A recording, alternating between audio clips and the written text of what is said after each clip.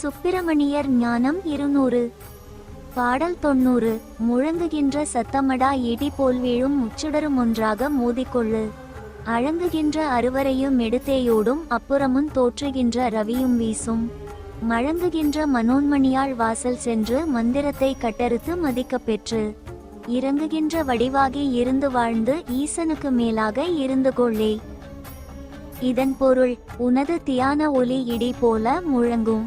சூரியன், சந்திரன், அக்னி ஆகிய மூன்றும் ஒன்றிணையும்.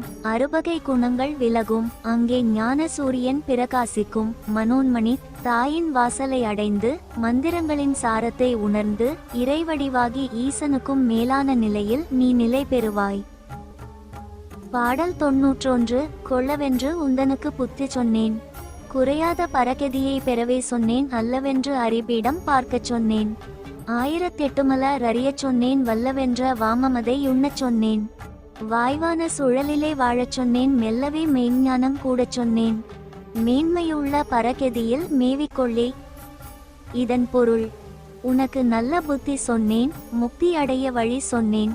ஆசன முறைகளையும் 1008 இதழ் மலரையும் உணரச் சொன்னேன். ஞான அமுதை உண்ணச் சொன்னேன். பிராணச் சூழலில் சுழுமுனை நிலைக்கச் சொன்னேன். மெதுவாக மெய்ஞானத்தை பெற்று மேலான முக்தி நிலையை அடைவாயாக. பாடல் 92. கொள்ளவென்று என் குருவே குமரநாதர் கொடியதொரு ஞானமெல்லாய் கூர்ந்து சொன்னீர்.